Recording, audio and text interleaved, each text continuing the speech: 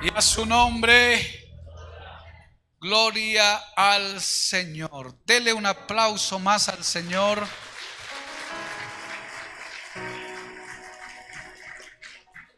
Qué bueno es estar en la casa del Dios vivo.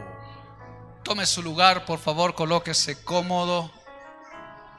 Agradecemos a Dios por su vida, por su tiempo.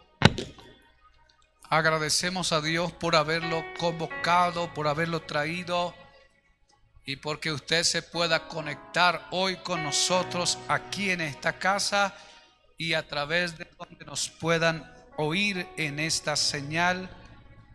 Dios es fiel. ¿Cuántos dicen amén a eso? Su misericordia es para siempre. Su fidelidad, ella permanece de generación en generaciones. Y estar en la casa del Señor, tomar tiempo para congregar, disponer nuestra mente y nuestro espíritu a la palabra, disponernos para orar, para cantar, para exaltar y hacerlo en la comunidad de los creyentes suma. ¿Cuántos dicen amén a esto? Esto suma nuestra vida. A veces estamos solos y estamos batallando con nuestras dificultades, estamos luchando para poder subsistir, salir adelante con los proyectos, con los que nos hemos trazado, sacar adelante a nuestra familia, apoyar a los padres, a los hijos. Y claro, todo el día y toda la semana y todo el tiempo exige de nosotros cada día más. Y cómo poder esforzarnos, cómo poder retroalimentarnos, cómo poder nutrirnos y cómo poder mantenernos en vigencia. Pues nosotros gozamos con la presencia de Dios. ¿Cuántos dicen amén? Y cuando tenemos a Dios, tenemos una tremenda oportunidad, porque Dios nos permite estos espacios de congregar, espacios de orar, para poder tomar de Él su fuente, su agua, su vida, su presencia, y luego ir hacia adelante, luego seguir avanzando en este camino que nos ha tocado recorrer. Y diciéndole acerca de lo demandante que es la vida y lo exigente que está el mundo en esta temporada, pues requiere uno estar al 100%. ¿Cuántos creen eso? Necesitamos estar al 100% en óptimas condiciones para poder avanzar.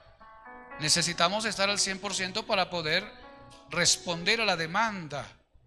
Necesitamos estar 100% habilitados, capacitados, animados. Necesitamos estar 100% ungidos para poder lograr lo que Dios quiere y para poder lograr lo que nosotros queremos. ¿Cuántos dicen amén?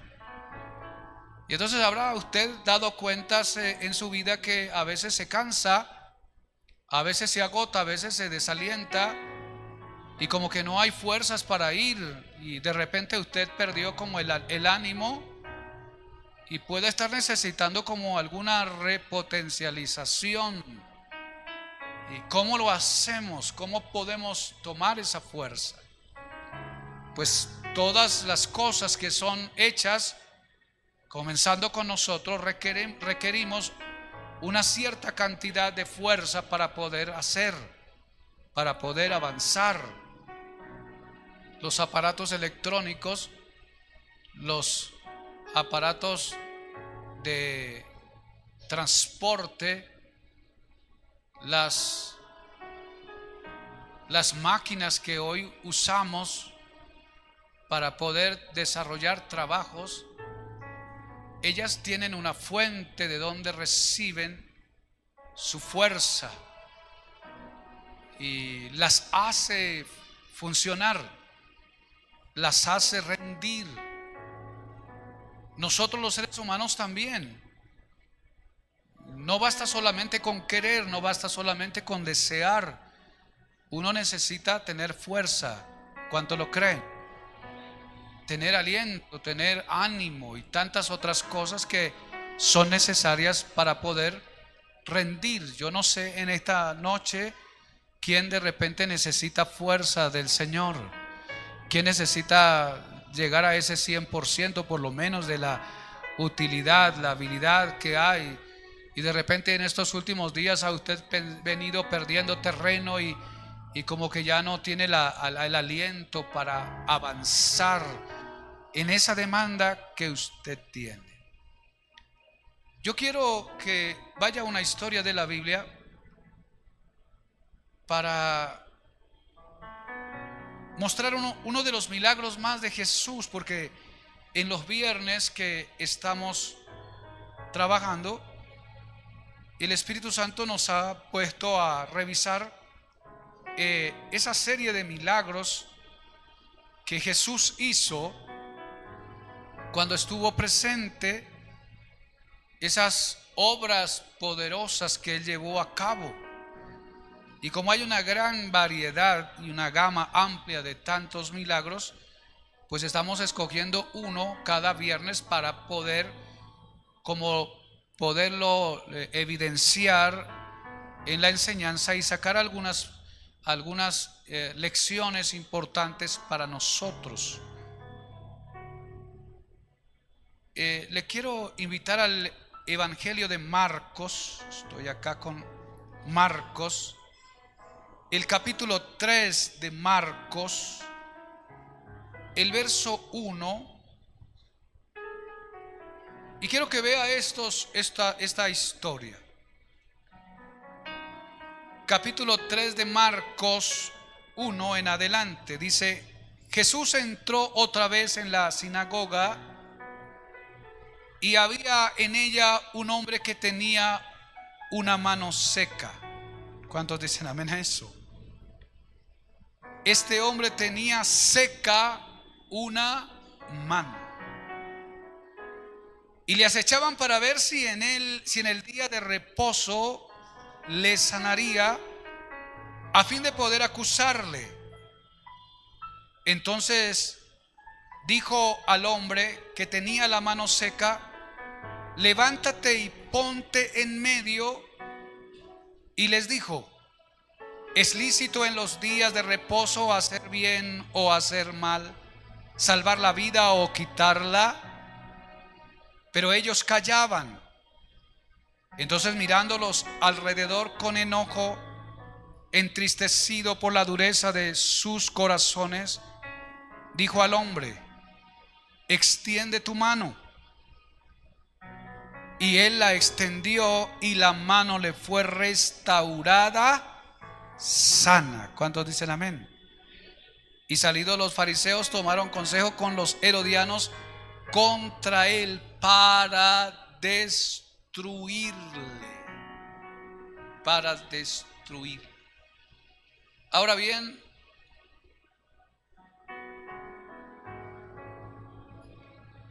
cuando uno lee esta porción de la escritura, parece que como el enfoque de esa enseñanza estuviera como dirigida solo para mostrar la actitud de los fariseos, en el sentido de la provocación a Jesús para buscar en él una ocasión de que acusarle. Y por mi parte, en algunas ocasiones que había leído esta escritura, pues me concentraba en eso. Pero había pasado por alto detenerme un poco a pensar en aquella persona que fue el hombre que Dios sanó en ese instante, o Cristo sanó. El hombre que tenía una mano seca. Y otra versión dice que tenía la mano tullida. Entonces lo evidencia la escritura. El hombre tiene una mano seca y está en la sinagoga. Y la sinagoga era un lugar, una reunión donde se encontraban los religiosos del momento y otros grupos de personas para estudiar la palabra y cantar algunos salmos. Eran lugares como de culto, algo así. Y a esa reunión asiste el hombre de la mano seca. Él tenía una mano seca. Diga conmigo, una mano seca. Yo no sé qué imagen se le viene a su memoria con esa mano. No sé si faltó como un poco más de detalles del escritor para identificar un poco más. De repente no era solo la mano, era todo el antebrazo o el brazo. La cosa es que tiene una mano que le hace falta a él su movilidad, su capacidad. ¿Tiene usted sus dos manos completas? Déjeme ver si tiene sus dos. Ok. ¿Hay alguien a quien le haga falta una mano por acá? No una mano de ayuda, sino una mano de verdad. No, parece que todos están completos. De pronto al que le falta una pierna se le dice cojo, y al que le falta una mano se le dice manco, en ese argot popular. Pero usted tiene las dos manos. ¿Cuántos dicen amén a eso? Levántelas a ver si están todavía activas. No sea que esté seca alguna mano por ahí. Pero usted tiene sus dos manos. Y yo creo que eso ya es un milagro. ¿Cuántos dicen amén? Aplauda al Señor. Ya es un milagro. A este le falta algo en una de sus manos. No se le cayó, no está manco, no. Se le secó. Su mano se le secó. Y vaya usted a saber los diagnósticos que lo llevaron allí, pero el caso es que tiene una mano seca. Y esta mano representa para él una área fundamental para su desarrollo físico.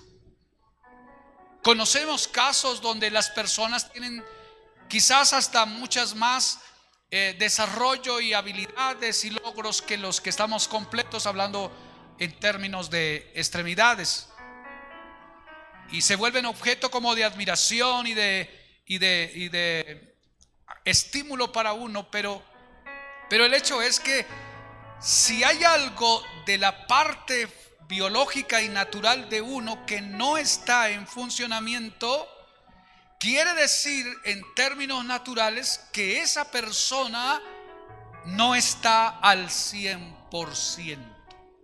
No está al 100%. Quizás tiene vida, quizás tiene desarrollos, quizás tiene logros, quizás se ha adecuado, se ha resignado y se ha superado. Y no estoy diciendo esto en el sentido de discriminar algo por el estilo. No, estoy diciendo que si uno piensa en un sentido de lo natural y de lo que se creó en el sentido biológico, una persona en esa condición con una mano seca no está al 100%. Le falta algo. Él está allí buscando de la palabra, buscando del tema de Dios. Y es un día sábado donde están. Vaya usted a saber las batallas, las luchas y las dificultades, pero el hecho es que hay una necesidad en él. Hay una deficiencia en él. Hay un faltante en él. Hay un porcentaje que no está funcionando en su vida, en su cuerpo. No está funcionando. Ahora, desde acá para usted y para mí la palabra es: usted quizás tenga todas sus extremidades y de repente se le ve bien, hasta muy atractiva o atractivo se le alcanza a ver desde acá. Pero allá en esa área de su vida personal y en su vida intelectual o en su vida emocional, psicológica, sentimental, o en todo lo que ocupa la vida, quizás hay algo que no está funcionando, algo que está secándose, algo que está inmóvil, algo que está... La otra versión dice que la mano estaba tullida. no estaba en funcionalidad. Y lo quiero dejar un poquito ahí para que piense en ese aspecto de la vida. De repente hay gente acá que tiene esa economía seca, esa economía tullida, esa economía sin movilidad. No hay ingresos, no hay rentabilidad, no hay abundancia. Y usted puede estar diciendo, la vida incluye también el tema de recursos, y en esa área estoy más que seco. Está tullido, está paralizado, está casi de muerte. Bien, identifíquelo. Esa área relacional, conyugal, laboral, esa parte de aceptación personal, esa falta quizás de tener un norte en su camino, que es parte de lo necesario para poder avanzar. No hay sueños, no hay anhelos. Si apagó esto, está usted quizás estancado, estancada, quizás se ha acomodado a la realidad y no ve más hacia adelante, o como que no quiere más. Un estancamiento extraño, un detenimiento que no es del hábito normal en el desarrollo de su vida, y está ahí. Esa parte emotiva, esa parte emocional está seca, está paralizada. Entonces trato de ilustrar este asunto para decirle a usted que el mundo y la tarea y la realidad que usted y yo tenemos exige un 100%. ¿Cuántos dicen amén? Un 100%. Pero si usted no está al 100%, usted está rindiendo en el porcentual que le corresponde. Y si hay alguna área de lo que necesita en su vida que no está funcionando, pues los resultados van a ser a ese nivel. Pero usted en su mente y allá en su ser querrá tener resultados de un 100%. La gente de su alrededor le exige un 100%. El mundo nos lleva hacia que nosotros podamos dar un 100%. Queremos dar un 100%, pero cuando hay algo en nosotros que no es funcional, así querramos, no vamos a poder. Y entonces aquí el campo es de posibilidades. No puedo. Y alguien le pudiera decir, pero use esa mano, pero mueva esa mano, pero dame esa mano. Pero ¿cómo? Si esa mano está seca, si esa mano está inerte, si esa mano no funciona. Y de repente otra gente está esperando de usted que usted cumpla con algo, pero si ese algo que usted debe cumplir no está en su funcionalidad, ¿cómo puede usted responder? Y entonces usted va a encontrar a gente que le exige, y a gente que se aira contigo, y a gente que de repente se vuelve enemigo contigo porque no respondes a esa demanda que él tiene o que ella tiene. Pero él no sabe o ella no sabe que es que, aunque no se vea, está seco, está sin funcionamiento. Amén. Esa esposa que demanda del esposo más cariño, más amor, más comprensión, qué sé yo, más romanticismo. Esa esposa que demanda de ese esposo más recursos, más cosas, más esto, más aquello. Y entonces el pobre hombre está como asfixiado, tratando y lidiando. ¿Cómo puedo responder a ella si no puedo? No puedo complacerla, no puedo complacerlo. Y entonces se esforzó lo suficiente para complacerlo, quizás sí, pero de repente no se toma en cuenta que puede haber que hay algo en él o en ella que no está funcionando. Amén.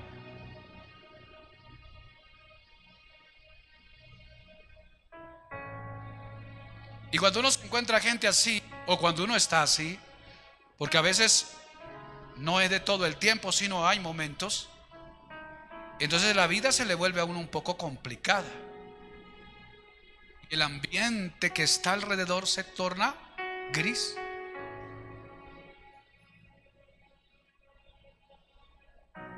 Diga conmigo, el hombre, vamos, dígalo fuerte, el hombre tenía seca una mano.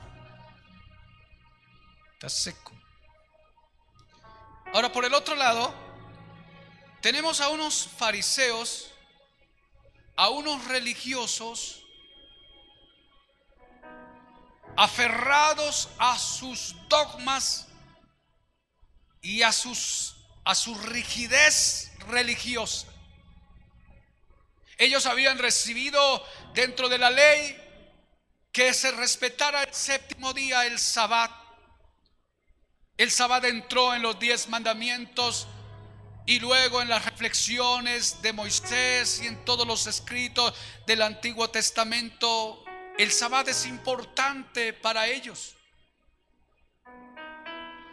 Pero el principio del Sabbat o de ese día de reposo estaba con las banderas del descanso.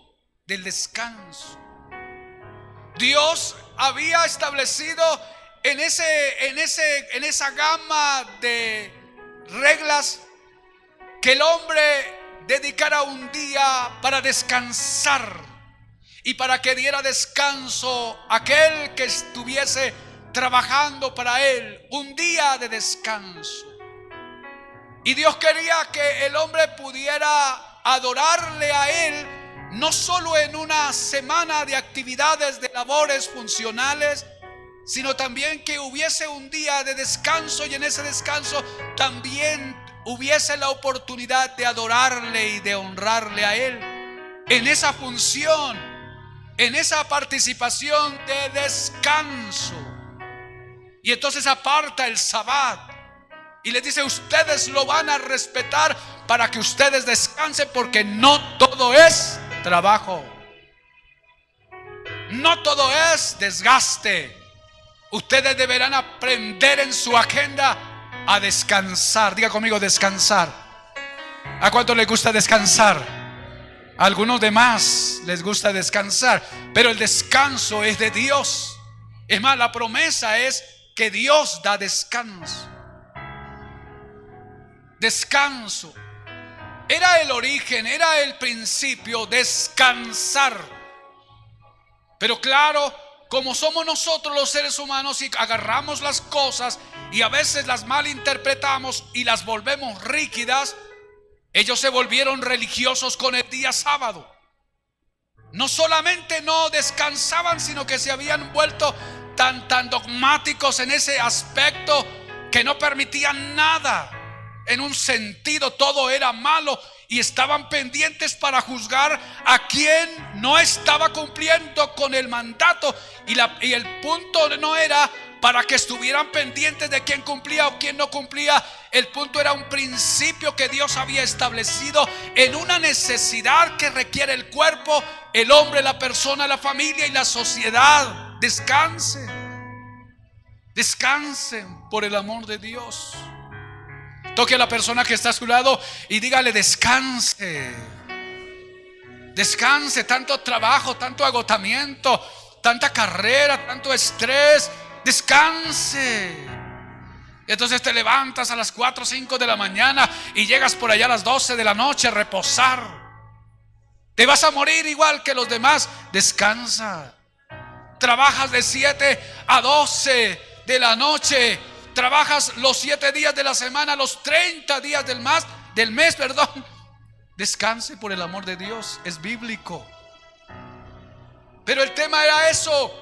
Hagan un espacio para reposar, descansen, y en el descanso ustedes sacarán tiempo para adorar. Yo quiero recibir adoración en el descanso. Y lo apartó el sábado. Pero ellos lo tomaron de una manera rígida. Se fue como perdiendo el modelo. Se fue como malinterpretando la razón.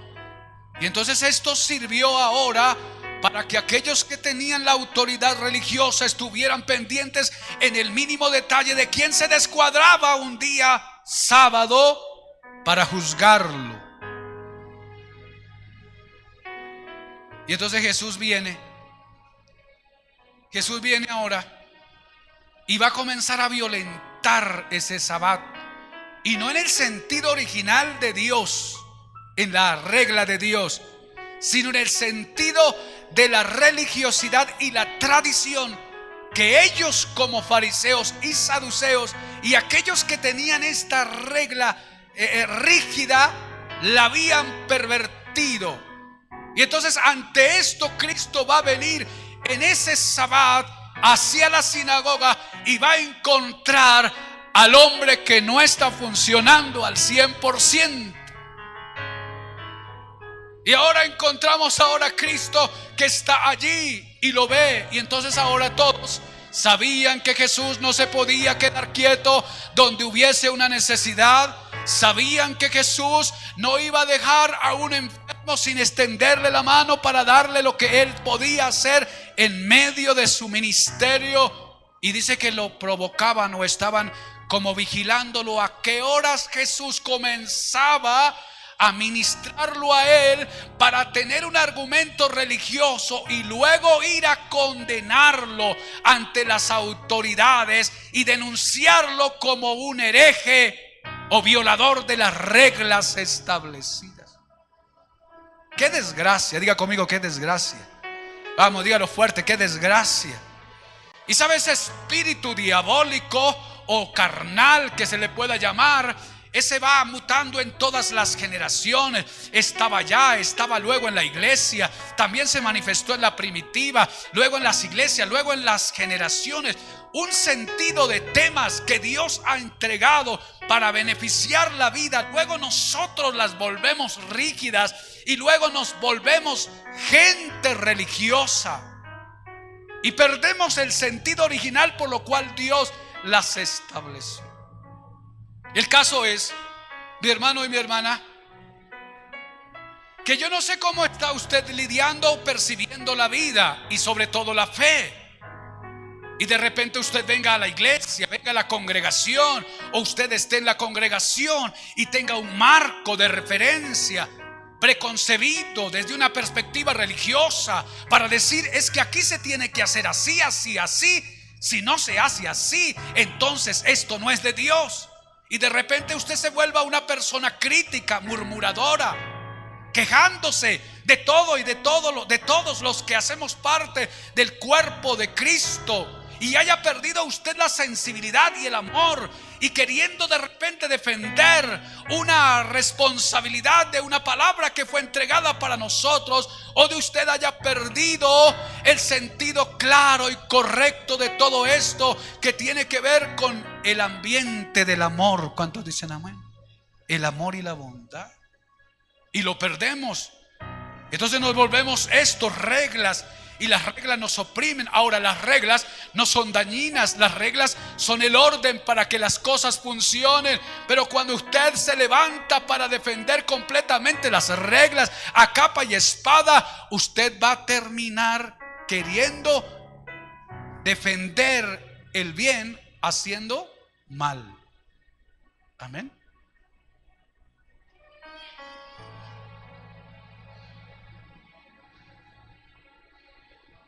Gracias a Dios que Jesús está presente. ¿Cuántos dicen amén a eso? Gracias a Dios que el Señor está presente. Él sabe del Sabbat. Es más, Él es mayor que el sábado. ¿Cuántos dicen amén a eso?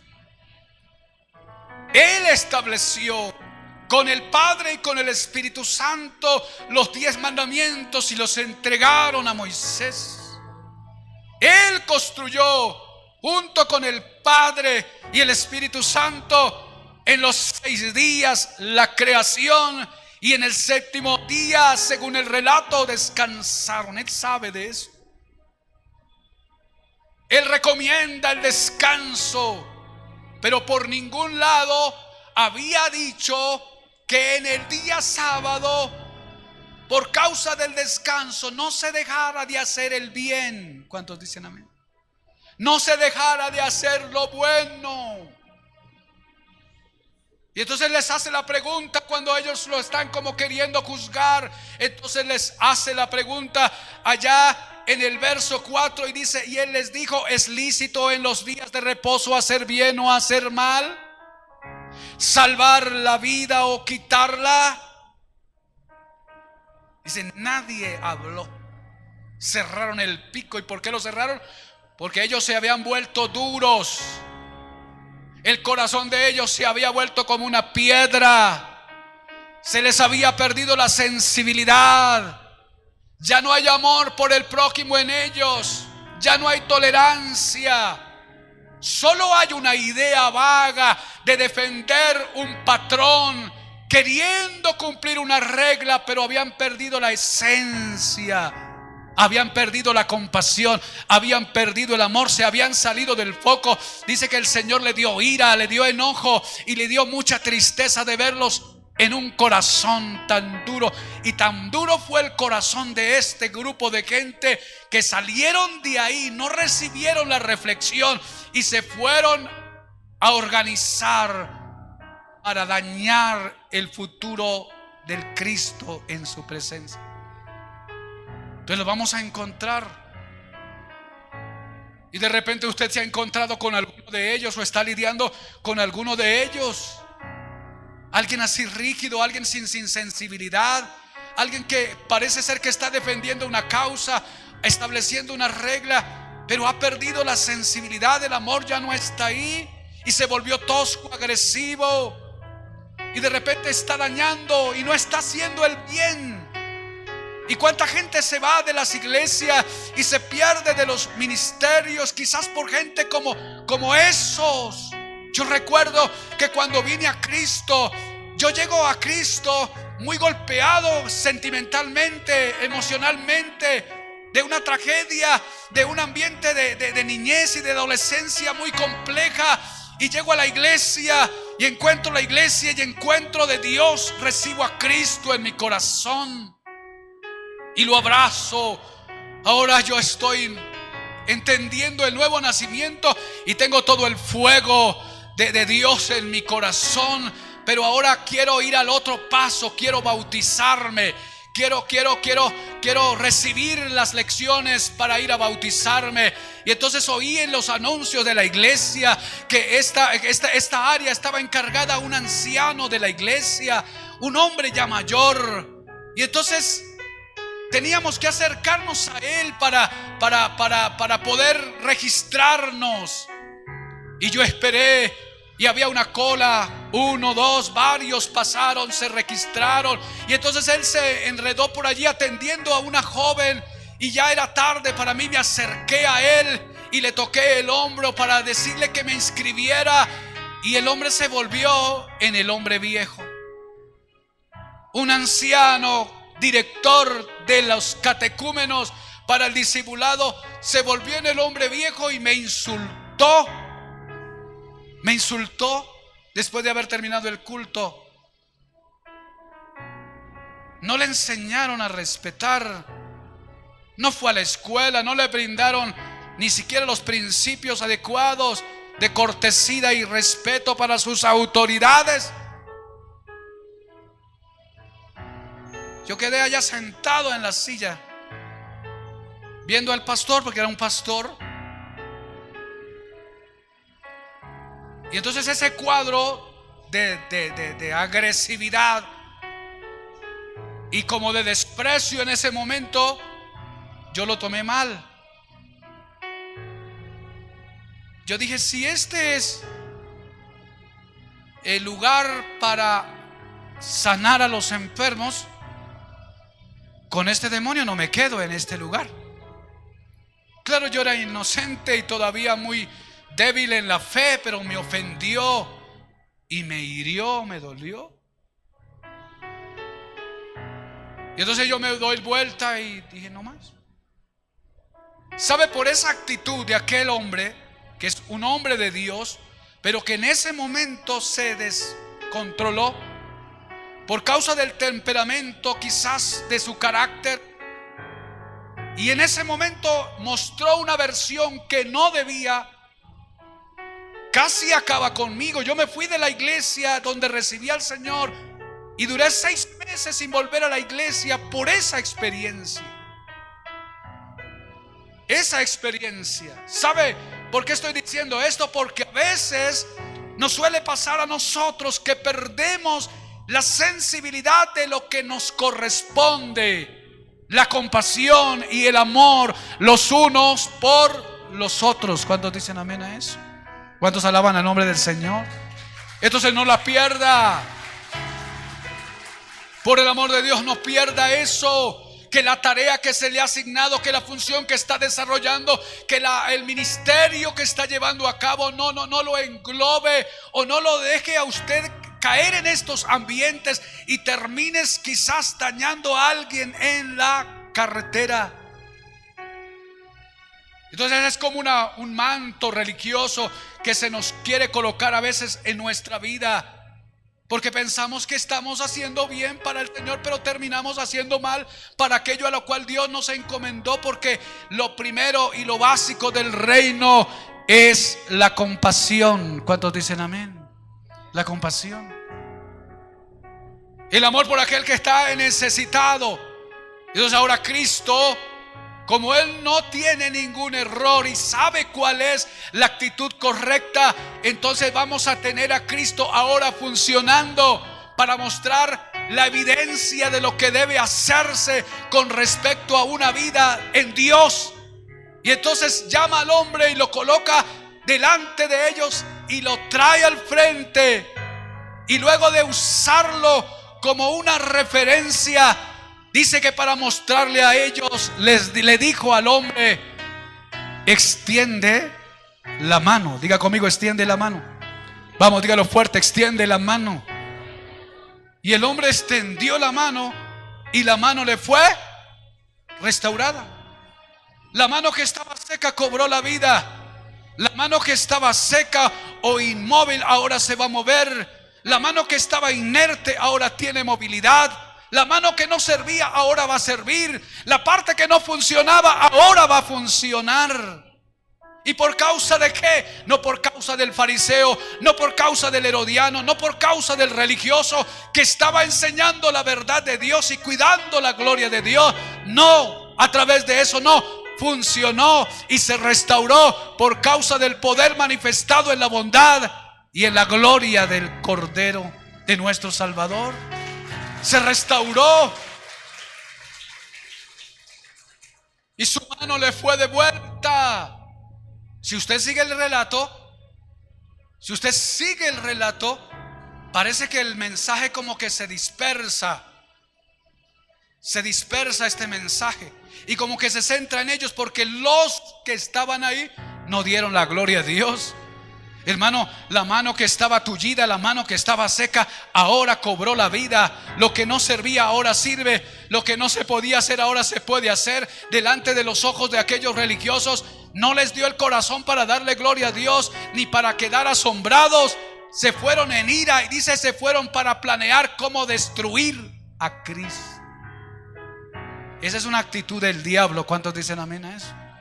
Una actitud satánica y diabólica. Pero para poder cerrar esta enseñanza, quiero centrarme aquí en ese hecho milagroso, porque aquí hay gente que teme a Dios. ¿Cuántos dicen amén? Hay gente que ha entendido los principios de Dios, las verdades de Dios, sabe dónde debe estar parado, sabe cómo debe manifestar la gracia de Dios en su vida, que en la primera instancia debe ir notada y embadurnada de compasión y de bondad. Y entonces el Cristo de la gloria le dijo al hombre: extiende la mano. ¿Y qué hizo el hombre? ¿Qué hizo el hombre? Vamos, diga, ¿qué hizo el hombre? La extendió. En este milagro no se habla de la fe. No se dice si crees. En este milagro no se dice tienes fe para recibir. No. En este milagro hay una palabra de autoridad. Y lo que estaba inerte comenzó a funcionar. ¿Cuántos dicen amén a eso? Entonces cierro acá para decirle a alguien en esta noche que quizás viene así, que necesita una palabra de oración para que aquellas áreas de la vida que no están funcionando se reactiven. ¿Cuántos dicen amén? ¿Cuántos necesitan eso? ¿Cuántos necesitamos eso? Colóquese de pie.